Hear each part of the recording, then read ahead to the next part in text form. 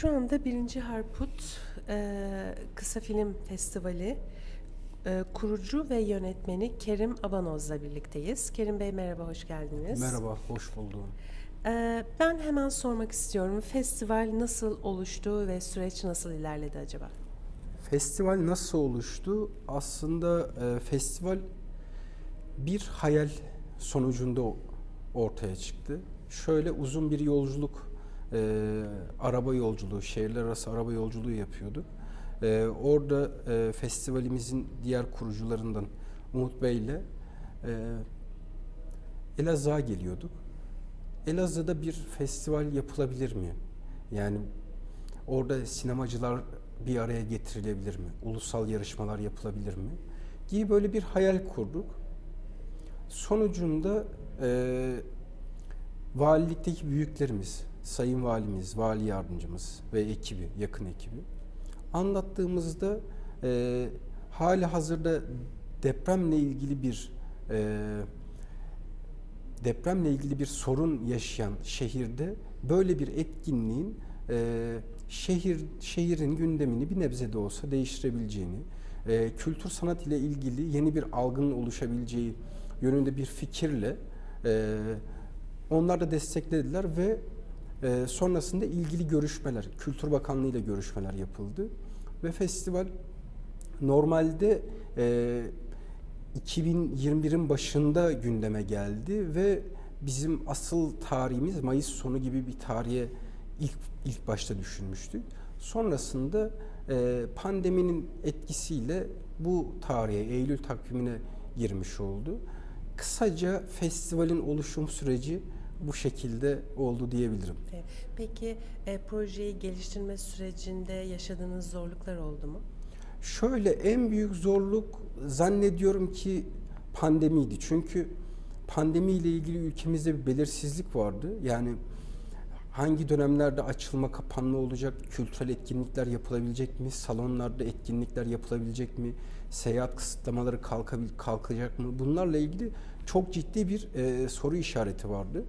Biz planladığımız takvimde yapılacakmış gibi online, yani fiziki yapılacakmış gibi organizasyonu hep böyle planladık. İşte jüriler kimler olabilir? Yarışmalar hangi bölümlerden oluşabilir? Yan etkinlikler yapılabilir mi? Hangi salonlar kullanılabilir? Bunların hepsinin planını böyle aylar öncesinden yapmaya başladık. Notlar aldık, notlar yenilendi, yeni notlar aldık, notlar yenilendi şeklinde ilerlendi. Yaz başı itibariyle de aşılamanın artması, ülkemizde aşılamanın artmasıyla beraber festivalin fiziki şartlarda yapılabilmesi daha mümkün göründü. Biz de Eylül takvimi olarak planladık. Tabii şöyle, pandeminin dışında aynı zamanda bu şehir bir afet bölgesi şu an. Yani büyük bir deprem yaşandı, büyük bir yıkım yaşandı. Aynı zamanda şehre uygun, şehir imajına katkı sağlayabilecek bir yarışma düşündük. Harput'u, Elazığ'ın kadim bölgesini öne çıkaracağımız, Harput'taki önemli simgeleri öne çıkarmak istediğimiz bir yarışma tertiplemek istedik. Ana odak noktamız yarışmalardı. Ulusal kısa film, ulusal belgesel film, afet ve deprem temalı senaryo yarışması düzenleyerek hem ulusalda kıssacıları, belgeselcileri desteklemeyi hedefledik. Hem de deprem ve afet temalı senaryo yarışmasıyla da bu bölgenin yani bu sorunundan yola çıkarak bir farkındalık da oluşturmak istedik. 20'nin üzerinde deprem ve afet temalı senaryo kabul ettik. Bunlardan 6 tanesi finale kaldı. 2 tanesine en iyi senaryo ve jüri özel ödülü vereceğiz. Aynı şekilde ulusal kısa filmde ve ulusal belgeselde de en iyi filmler ve jüri özel ödülleri dağıtacağız. Bu şekilde şehirde bir kültür sanat etkinliğiyle en azından ulusal camiada ya bu şehirde hala işte kültür sanatta yapılabiliyor, desteklenebiliyor. Evet, böyle bir sorun var ama kamu bunları desteklemeye devam ediyor. İmajını da devam ettirmek istedik işin açığı. Evet.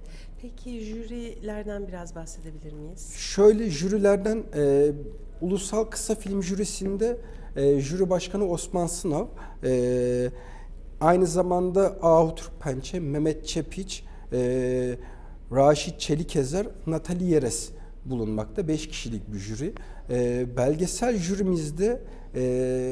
Belgesel jürimizde doktor öğretim görevlisi Hakan Aytekin jüri başkanı, Doktor Musa Ak, Tülin Tezel yönetmen, Müjgan Taner yönetmen, Murat Tolgaşan sinema yazarı. Böyle bir beşliden oluşmakta. Biz ilk yılında olmasına rağmen özellikle yarışmalara çok önem verdik. Yani kısa filmde ve belgesel kategorilerinde önemli jüri üyelerini festival bünyesinde festivalimize dahil ettik. Bu bizi ziyadesiyle memnun ve mutlu etti. Ben bütün katılımcılarla da konuştum. Böyle bir jürinin filmlerini değerlendiriyor olması bütün katılımcıları da ziyadesiyle memnun etti. Evet. İlk festivale göre ben Anadolu'da farklı bölgelerde de bu işi yapan biriyim. Ve Anadolu'nun çeşitli yerlerinde festivalleri takip eden biriyim. Ben birinci yılında olan bir festival için işin açığı gayet memnunum. Yani biz 40 tane totalde kısa film ve belgesel gösterdik. Bir tane yan etkinlik olarak uzun filmin peşine yönetmeniyle söyleşi gerçekleştirdik.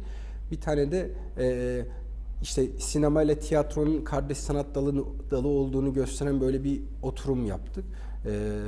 Bence gayet iyi. Yani ilk yılına göre katılımın ben gayet iyi olduğunu düşünüyorum. Ama siz de biliyorsunuz ki her yıl bu işlerde üstüne koya koya ilerlemek ana prensip olmalı. Yani ben birinci yıl olarak, başlangıç olarak iyi bir başlangıç yapıldığına inanıyorum.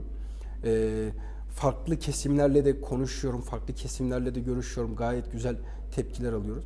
Ama ikinci yıl bunun bir gömlek, iki gömlek üzerine çıkılması gerekiyor. Üçüncü yıl daha da yukarı çıkmak gerekiyor. Çünkü bu işler sürdürülebilir hale geldiğinde şehirlere büyük katma değerleri oluyor.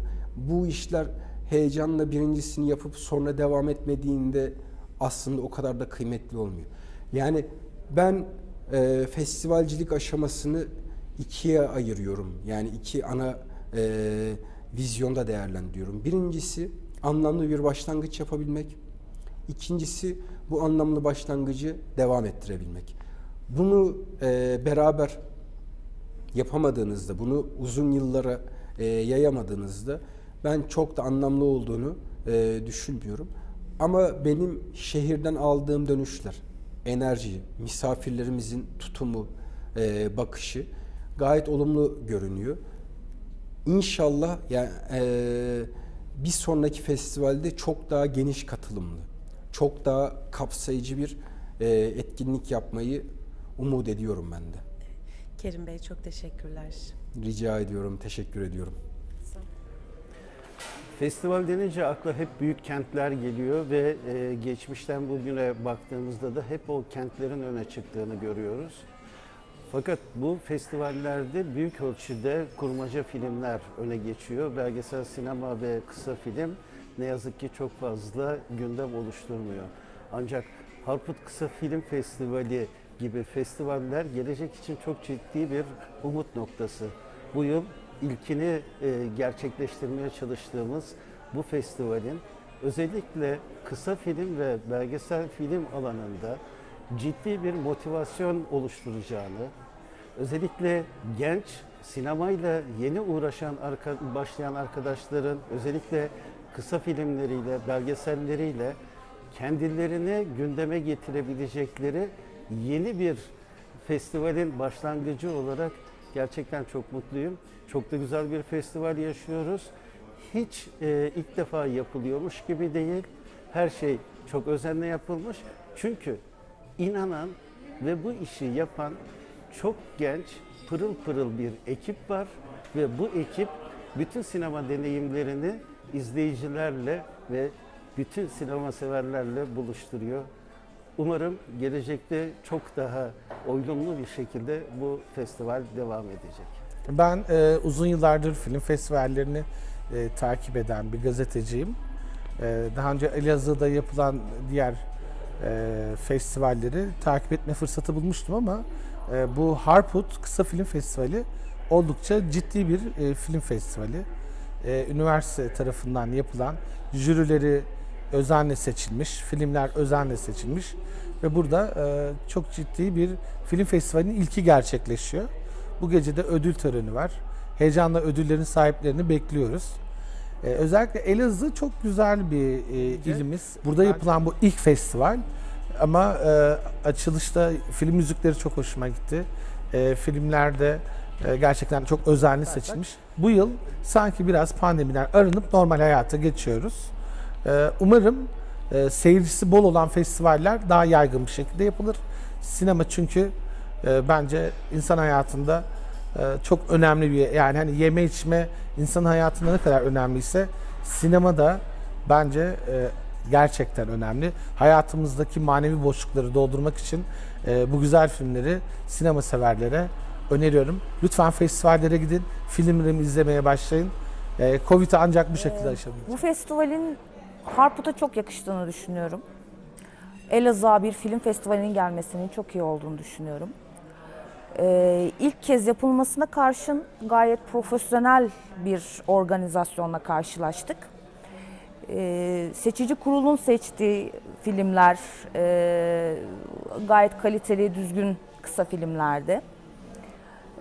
Bundan sonra gerisinin kesinlikle gelmesini bekliyorum. Gelmeli de zaten. Yani Elazığ'da bu kısa film festivali olsun, hatta başka festivallerde yapılsın istiyorum. Evet. Yani çok yakışıyor. Hatta uluslararası çapta yapılması gerekiyor diye düşünüyorum. Evet. Uluslararası çapta olması için mesela girişimler olacak mı? Bu tür duyumlar aldın mı? Bu tip duyumlar almadım ama oraya doğru gidecek gibi görünüyor. Çünkü gerçekten beklemediğim bir profesyonellikle gerçekleştirilen bir festival oldu.